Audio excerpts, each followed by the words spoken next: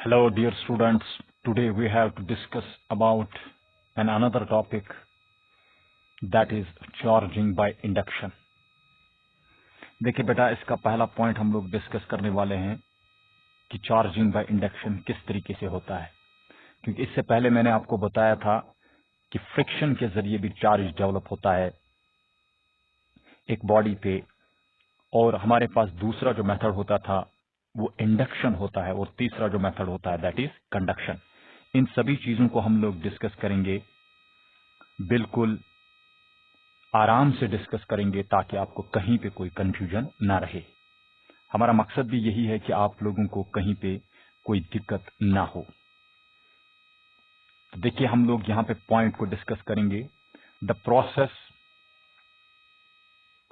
Of charging, जो charging का process होता है, एंड न्यूट्रल बॉडी, हमारे पास जो न्यूट्रल बॉडी होती है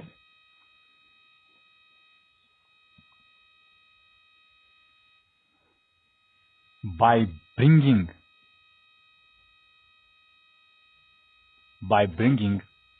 a charged body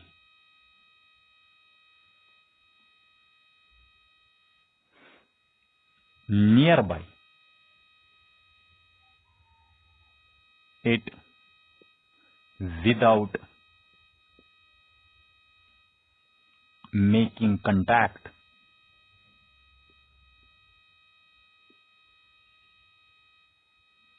between the two bodies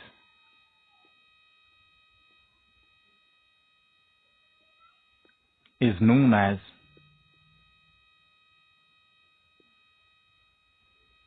charging by induction। देखिए, इसके बारे में हम लोग आपको बता रहे हैं, ये वो प्रोसेस होती है चार्जिंग की जिसमें न्यूट्रल बॉडी को हम एक चार्जड बॉडी के नजदीक लाते हैं। सपोज हमारे पास अगर यहां पे एक चार्जड बॉडी है, let us consider we have a charged body that is positively charged. अगर यहां पे हमारे पास पॉजिटिवली चार्जड बॉडी है, अगर इसके नजदीक हम लोग एक न्यूट्रल बॉडी को लाएंगे तो क्या होगा, विदाउट एनी कंटैक्ट, कोई कंटैक्ट इनके दरमियान नहीं होगा, लेकिन फिर भी इसमें चार्ज डेवलप होगा। तो देखिए बेटा, इस न्यूट्रल बॉडी में जो भी हमारे पास, इसको पहले आपको मुझे बताना है कि न्यूट्रल बॉडी क्यों कहा जाता है। इसमें पॉजिटिव जो हमारे पास नेगेटिव चार्जेस होते हैं वो बराबर होते हैं, तो इसके जो नेगेटिव चार्जेस होंगे वो इस सरफेस पे आ जाएंगे अट्रैक्शन के जरिए, और जो हमारे पास इसके पॉजिटिव चार्जेस हैं वो दूसरे सरफेस पे डेवलप हो जाएंगे, लेकिन फिर भी यहाँ पे कोई कंटैक्ट नहीं हुआ। लेकिन इस टाइप ऑफ प्रोसेस को हम लोग बोलते हैं इंडक्शन। आई होप यहां तक आपको क्लियर हो गया होगा कि इंडक्शन जो होता है वो कौन सी प्रोसेस होती है। एक चार्जेड बॉडी को हम लोग लाते हैं एक न्यूट्रल बॉडी के नजदीक, तो यहां पे न्यूट्रल बॉडी में क्या होता है, इस पे चार्ज डेवलप होते हैं इसके सरफेस पे। Now we are taking the another point that is very important, using the process of charging,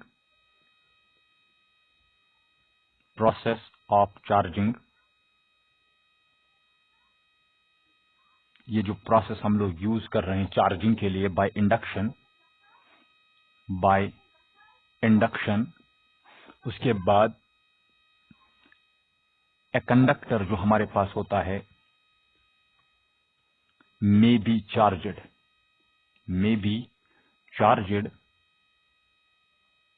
ये चार्ज हो जाता है परमानेंटली।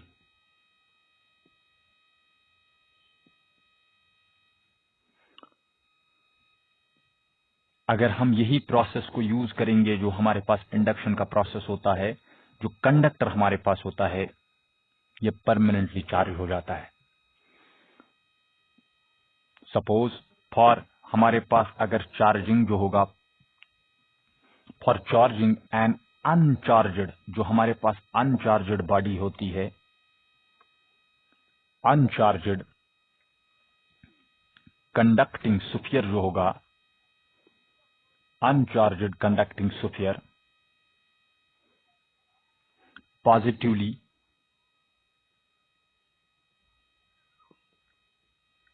बहुत ही इंपॉर्टेंट पॉइंट है ये, positively by induction.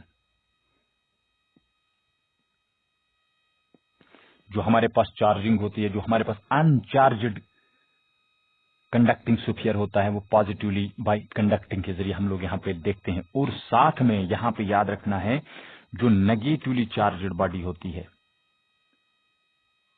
Negatively charged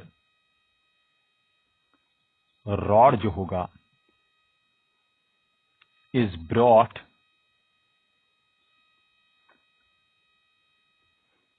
close to it, close to it. अगर हमारे पास negatively charged rod होगा, वो हमने इसके नजदीक लाया, जो नियरर एंड होगा, the nearer end of the sphere, sphere का जो नियरर एंड होगा बिकम्स पॉजिटिवली चार्जड। ये हमारे पास पॉजिटिवली चार्जड बनेगा। अब देखिए बेटा, और जो हमारे पास while it is far end जो होगा, फार एंड जो हमारे पास होता है becomes negatively charged, negatively charged. अब यहां पे पॉइंट क्या डिस्कस कर रहा है, द नियर एंड जो हमारे पास होगा उस स्फीयर का, जब हमारे पास नेगेटिव चार्जड रॉड जो होगा, वो अगर मैंने क्लोज इस पॉजिटिवली स्फीयर के नजदीक लाया, तो क्या होता है, जो नियर एंड होता है वो हमारे पास स्फीयर का जो होगा वो पॉजिटिवली चार्जड होगा। आप समझ रहे हो मेरी बात, कि यहां पे अगर मान लीजिए हमारे पास स्फीयर होगा, सपोज ये स्फीयर है, इस स्फीयर को जरा देखिए, ये हमारे पास इंडक्शन के जरिए इसमें पॉजिटिव चार्ज डेवलप्ड है। अब देखिए, अगर मान लीजिए हमारे पास नेगेटिवली रॉड जो होगा, हमने उसको क्लोजली इसके सामने लाया, यानी अगर मान लीजिए पॉजिटिवली ये तब बनेगा, इसके सरफेस पे पॉजिटिव चार्ज तब बनेगा जब हमारे पास कोई नेगेटिव रॉड जब हम इसके सामने लाते हैं, नेगेटिवली चार्जड रॉड जो होगा वो हम इसके सामने लाएंगे। अगर मान लीजिए नेगेटिवली चार्जड रॉड जो है वो इसके सामने मैंने लाया, तो क्या होगा, अगर मैंने इसके सामने लाया, जो नियर एंड होगा स्फीयर का वो पॉजिटिवली चार्जड होगा, और जो हमारे पास फार एंड होगा वो नेगेटिव चार्ज बनेगा। यहाँ पे ये नेगेटिव क्यों ऐसा क्यों होता है, बिकॉज ये रॉड हमारे पास है। एक्चुअली इसमें होता है कि जो हमारे पास नेगेटिव चार्ज होता है वो पॉजिटिव चार्जेस को अट्रैक्ट करता है, और जो नेगेटिव चार्जेस होते हैं उनको वो रिपेल करता है। अब क्या करेंगे बेटा, अब देखो पॉइंट यहां पे इंपॉर्टेंट है। नाउ द स्फीयर, अगर हमने स्फीयर को क्या किया, स्फीयर इज कनेक्टेड, अगर मैंने स्फीयर को कनेक्ट किया टू द अर्थ, किसके साथ, टू द अर्थ, अगर अर्थ के साथ कनेक्ट कर दिया, उसके बाद क्या होता है, कीपिंग द नेगेटिवली चार्जड, जो नेगेटिवली चार्जड रॉड होता है, चार्जड रॉड जो होगा in its position, in its position, लेकिन जो हमारे पास रॉड होगा उसको हम अपनी पोजिशन पे रखेंगे। जो हमारे पास इलेक्ट्रॉन्स होते हैं, the electrons will flow to the ground, flow to the ground. अब देखिए, ये इंपॉर्टेंट पॉइंट मैं बता रहा हूं, अगर इस पॉइंट को हम लोग कनेक्ट कर देंगे ग्राउंड के साथ, जब हमने ग्राउंड के साथ कनेक्ट कर दिया तो यहां पे जो इलेक्ट्रॉन्स होंगे वो फ्लो हो जाएंगे कहां पे, ग्राउंड में। वाइल जो हमारे पास पॉजिटिव चार्जेस होंगे, जो पॉजिटिव चार्जेस होंगे उनको क्या हो जाएगा, positive charges will remain held at near and, वो पॉजिटिव चार्जेस बिल्कुल अपनी जगह पे रहेंगे।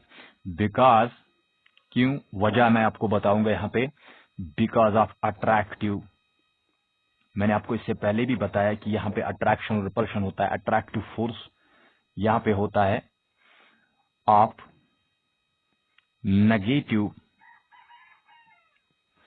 Charges on rod. जो हमारे पास चार्जेस होते हैं रॉड पे, नेगेटिव चार्जेस, उनके जरिए ये पॉजिटिव चार्जेस अपनी जगह पे रहेंगे। अब देखिए बेटा, नाउ इसके बाद हम क्या करेंगे बेटा, डिस्कनेक्ट। अगर मैंने डिस्कनेक्ट कर दिया, किसको, डिस्कनेक्ट द सुफियर। अगर सुफियर को मैंने डिस्कनेक्ट कर दिया from the ground, from the ground, अगर ग्राउंड से मैंने इसको डिस्कनेक्ट कर दिया, यानी इस ग्राउंड को मैंने डिस्कनेक्ट कर दिया, उसके बाद क्या होता है, द पॉजिटिव चार्जेस जो होंगे स्टिल, कोई इफेक्ट इनमें नहीं पड़ेगा, still continues to be held nearer at near end. अब समझ लो मेरी बात कि मैं क्या बता रहा हूं। एक्चुअली जब हम डिस्कनेक्ट करेंगे इस वाले ग्राउंड को, अगर हमने डिस्कनेक्ट कर दिया, ये पॉजिटिव चार्जेस फिर भी वहीं पे रहेंगे, लेकिन when the negatively, this is very important, negatively charged rod, अगर नेगेटिवली चार्ज्ड रॉड जो है इज रिमूव्ड,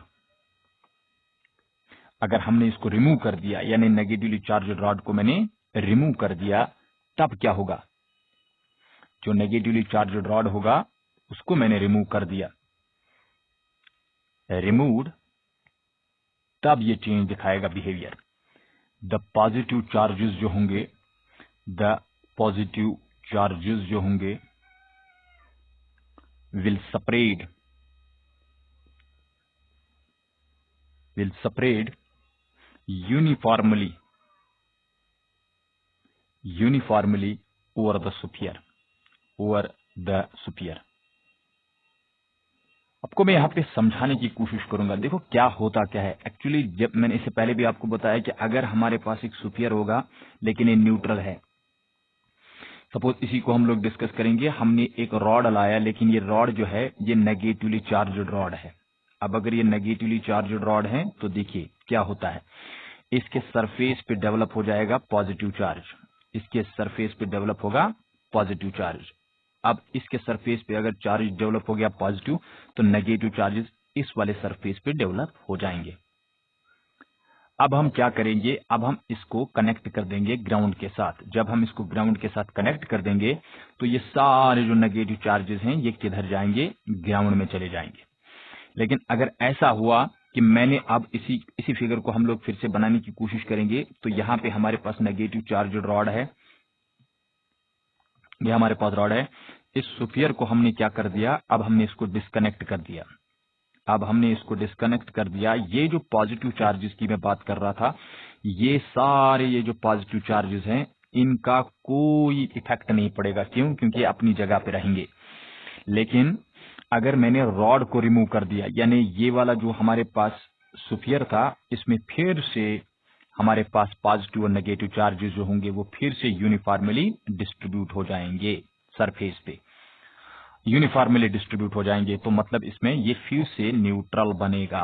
क्या बनेगा, न्यूट्रल। लेकिन जब हम क्या करेंगे, when rod is removed, rod is removed, लेकिन कौन सा रॉड, नेगेटिवली चार्जड।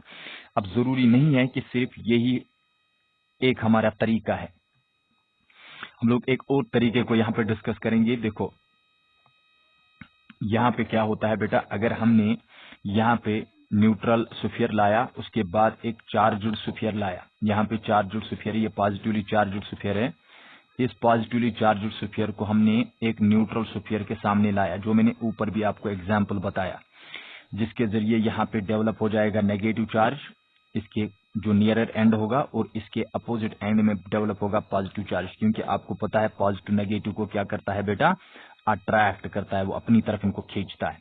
लेकिन अगर इस पॉजिटिव स्फीयर को हम रिमूव करेंगे, when it is removed, when it is removed, जब हम इसको रिमूव करेंगे तो फिर से ये जो न्यूट्रल स्फीयर हमारे पास था, ये फिर से इसमें चार्जेस जो होंगे वो यूनिफॉर्म डिस्ट्रीब्यूशन दिखाएंगे, यानी charges starting to uniform distribution, यानी चार्जेस जो होते हैं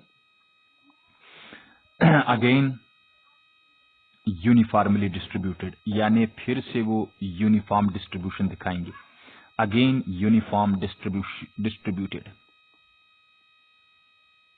ये फिर से यूनिफॉर्मली डिस्ट्रीब्यूट हो जाएंगे, अगेन यूनिफॉर्मली डिस्ट्रीब्यूटेड। तो क्या होता क्या है एक्चुअली, ये जो पॉजिटिव चार्ज है विदाउट कांटेक्ट के जरिए ये इस चार्ज स्फीयर पे, ये जो हमारे पास ए स्फीयर है जिसको हमने न्यूट्रल बताया था, और बी चार्जड हमारे पास ये चार्जड स्फीयर था, याद रखना ये चार्जड था, this is charged sphere. I hope यहां तक आपको क्लियर हो गया होगा। इसमें बिल्कुल आसानी से हम लोग अब याद रख सकते हैं कि हमारे पास इंडक्शन जो होता है वो इंडक्शन क्या होता है। इंडक्शन किस चीज का नाम है? इंडक्शन हम लोग बोलते हैं विदाउट कंटैक्ट, जब हमारे पास कोई चार्जड बॉडी जो है वो एक न्यूट्रल बॉडी के सरफेस पे भी उसके अपोजिट सरफेस पे अपोजिट चार्जेस डेवलप करेगा, तो उसके जरिए हम लोग बोल सकते हैं that is the process that is known as charging by induction. चलिए कुछ और एक एग्जाम्पल डिस्कस करते हैं। एक एग्जाम्पल हम लोग यहाँ पे डिस्कस करेंगे तो आपको पता चलेगा कि किस तरीके से कौन सी प्रोसेस होती है। तो देखिए एक एग्जाम्पल हम लोग डिस्कस करेंगे। देखो क्या लिखा गया है कि मान लीजिए इस चीज को हम लोग देखेंगे, अट्रैक्शन जो है, अट्रैक्शन बाय ए कॉम्ब। अब आपने कॉम्ब को तो देखा होगा, यूज किया होगा। ये अट्रैक्शन बाय कॉम्ब जो होता है ये कैसे होता है, इसमें कौन सी प्रोसेस होती है? तो देखिए एग्जाम्पल कह रहा है कि ए कॉम्ब, एक बहुत ही इंपॉर्टेंट एग्जाम्पल है, बहुत बार मैंने इसको पढ़ाया भी है। ए कॉम्ब रन थ्रू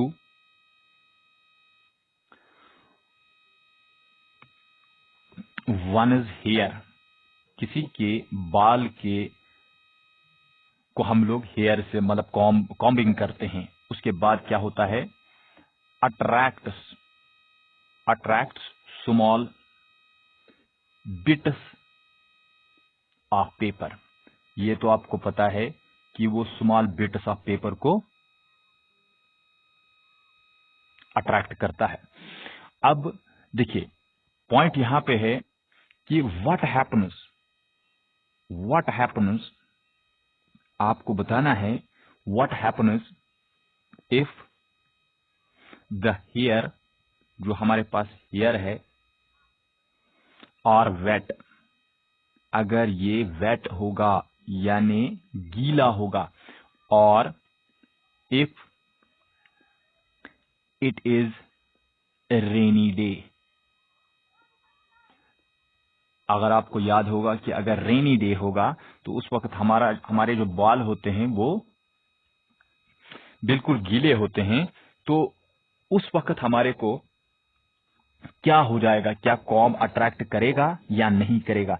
इसका मैं एक एग्जाम्पल आपको बताऊंगा कि किस तरीके से। सपोज हमारे पास एक कॉम्ब है, लेकिन वो कॉम्ब क्या कर रहा है, comb small bits of paper को अट्रैक्ट करता है। लेकिन जब रेनी डे होता है या वेट हमारे पास होगा, हेयर जो हमारे पास होगा अगर वो वेट होगा, तो उस वक्त क्या होता है, क्या वहां पे भी अट्रैक्शन होगा? पॉइंट याद रखना। If the hair are wet, अगर हमारे पास हेयर वेट होगा और it is a rainy day, it is a rainy day, it is a rainy day, then the friction, जो हमारे पास फ्रिक्शन होगा, जो then the friction between the hair and the comb, जो कॉम्ब के दरमियान होगा, रिड्यूसेस, जो फ्रिक्शन होता है वो रिड्यूस होता है। आई होप आपको समझ आया होगा। The comb does not get charged and it will not attract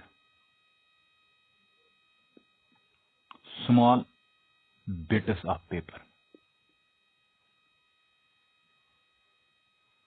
I hope यहां तक आपको समझ आया होगा कि क्यों ये वेट हियर जो है वो क्यों नहीं अट्रैक्ट करता है स्मॉल बिट्स ऑफ पेपर को, बिकॉज वो जो हमारे पास कॉम्ब होता है वो पूरे तरीके से चार्जेड नहीं होता है, इसलिए वो अट्रैक्ट नहीं करता। ये मेन रीजन है कि हमारे रेनी डे में जब हम कॉम्बिंग करते हैं तो वो जो कॉम्ब होता है वो पूरे तरीके से चार्जेड नहीं होता है। आई होप यहां तक आपको क्लियर हो गया होगा। कल इसके बाद हम लोग एक और टॉपिक ले लेंगे और उसको भी डिस्कस करेंगे। मैंने आपको ये वर्ड दिया है कि आपको मैं A to Z जो हमारे पास 12th फिजिक्स है उसको हम लोग डिस्कस करेंगे विद न्यूमेरिकल्स के साथ। Thank you to all of you.